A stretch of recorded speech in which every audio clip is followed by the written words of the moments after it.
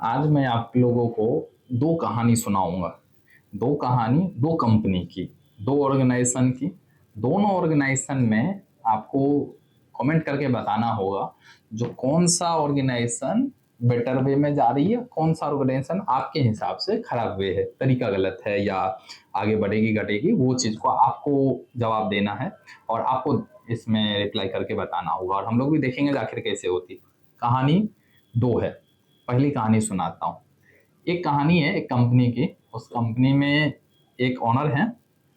उस ऑनर बहुत सारे एकदम एग्रेसिव, वर्क में भी एग्रेसिव, उनके पास बहुत टैलेंट है, बहुत नॉलेज है, बहुत सब कुछ है, ज्ञानी है। वो अपने दम पे ऑर्गेनाइजेशन चलाते हैं। वो जो बोलते हैं बस राम लकीर बोलते हैं ना, जैसे कोई भी घस दिए वही हो गई, रामबाण वाली बात, वो एकदम एग्जैक्टली वही है। वो बोलते हैं जो ठीक है मैंने बोल दिया तो सही होगा, आप काम कर दो। ऐसे करके उन्होंने ऑर्गेनाइजेशन सेटअप कर लिया। ऑर्गेनाइजेशन सेटअप करके बाद मतलब उसने हायर किया 10 लोग, 20 लोग, 50 लोग, 100 लोग, बड़ा बना लिया। लेकिन एक सिचुएशन के बाद क्या होती है उस ऑर्गेनाइजेशन में, अगर नीचे वाले में लेआउट भी बनी, जैसे ऑनर है उसके नीचे में कोई और आए, उसके नीचे में फिर कोई और, नीचे ग्राउंड में ऐसे जाते गए।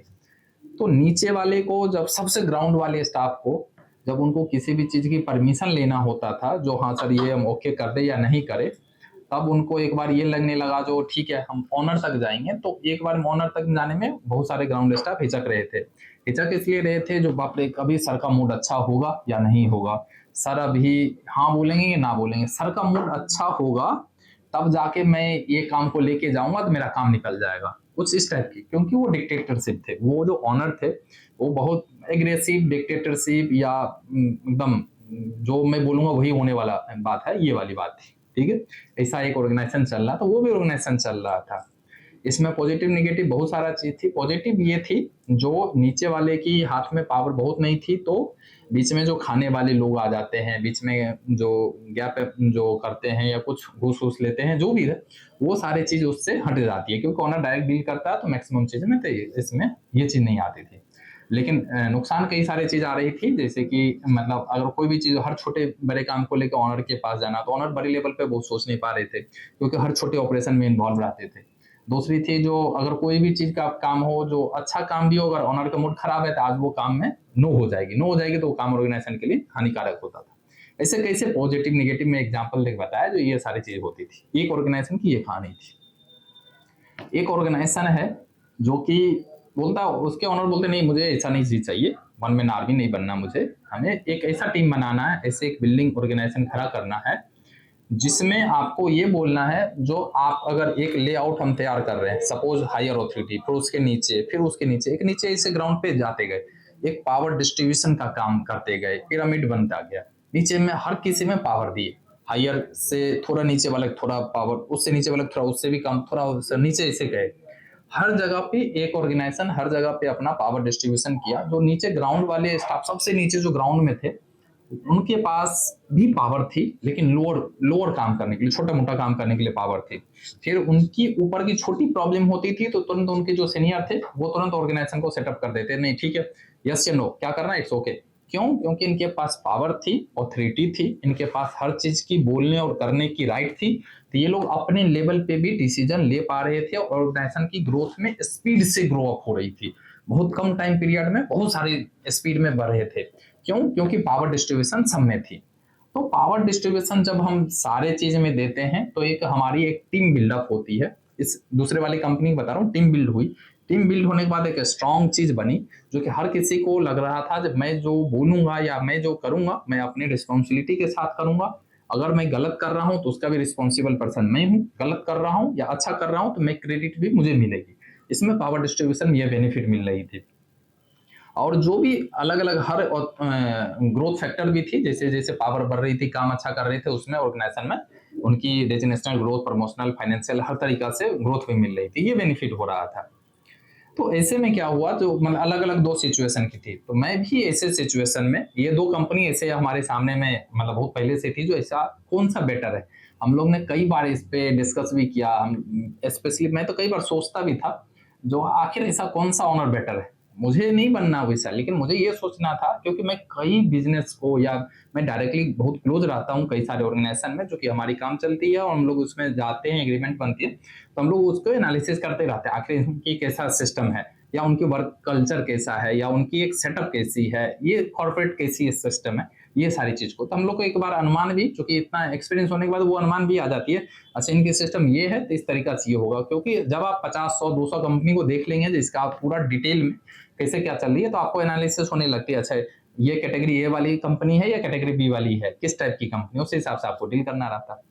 तो हम लोग ने एक मतलब ये एनालिसिस पे, मुझे एनालिसिस पे ये लगा कि कंपनी बी जो है ना, दूसरे टाइप वाली कंपनी जो है, उसमें ग्रोथ फैक्टर ज्यादा है, मेरे हिसाब से अच्छा लगा। हम लोग ने मेट्रोलाइट में भी कोशिश यही चीज की, जो जो बी टाइप की कैटेगरी बताया, पावर डिस्ट्रीब्यूशन की केस बताया, वो बहुत जरूरी है। हम लोग ने पावर डिस्ट्रीब्यूशन का सिस्टम बनाया, हर किसी में पावर दिया, ऑथोरिटी दिया, एक लेवल तक पावर जरूर सब में है, ताकि ये जो भी है आप छोटा डिसीजन लेते, बड़ी डिसीजन आप अपने सीनियर को बोलिए, उससे भी ऊपर उससे सीनियर, ताकि एक आपको एक फाइनल डिसीजन में और कभी भी डिले नहीं होगी, लैग नहीं होगी। ये नहीं होगा जो ऑनर गैप है तो काम बंद हो जाएगा, या सर आएंगे तभी होगी, बहुत लंबर टाइम के लिए।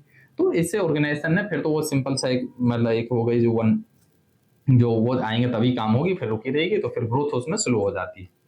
हम लोग ने मेट्रोलाइट में जब अराउंड कर रहे थे उस समय हम सोचे कैसे कैसे आएगी, तो हम लोग शुरुआत में एक ना ऑर्गेनाइजेशनल चार्ट बनाया था, जो कि ऑर्गेनाइजेशनल चार्ट हमें किस किस लेवल से कैसे जाना है, नीचे कैसे पावर डिस्ट्रीब्यूट करना, बहुत शुरुआत में ये हम लोग ने प्लान करके उसको डिस्ट्रीब्यूट कर दिए। फिर आई कंट्रीब्यूशन की, अब इससे हमारी टीम बिल्डिंग की हुई। टीम बिल्डिंग पे मैं कभी एक बड़ी वीडियो बनाऊंगा, उसमें बताऊंगा टीम बिल्डिंग कितना महत्वपूर्ण है। कोई एक ऑर्गेनाइजेशन में कोई भी एक पर्सन ये नहीं बोल सकते हैं, अगर बोल लें मुझे नहीं पता, लेकिन ये नहीं बोल सकते बस मैं ही हूँ जो कि मेरे वजह से चल रही है। ये बहुत बड़ी भ्रम है, ये बहुत बड़ी शंका है उन पर्सन को। मुझे लगता है हर किसी पर्सन के अंदर में कंट्रीब्यूशन है, और उसी कंट्रीब्यूशन से पॉजिटिव नेगेटिव निकल के ओवरऑल ऑर्गेनाइजेशन ऊपर नीचे जाती है। कोई भी एक पर्सन एक किसी की चीज को लेके अगर होती है, तो कई बार एग्जाम्पल लेके उसका ये भी हुआ भैया वो ऑर्गेनाइजेशन डूबा है, जो जिसको लग रहा था जो हम अकेले ही सब कुछ है इस चीज को लेके।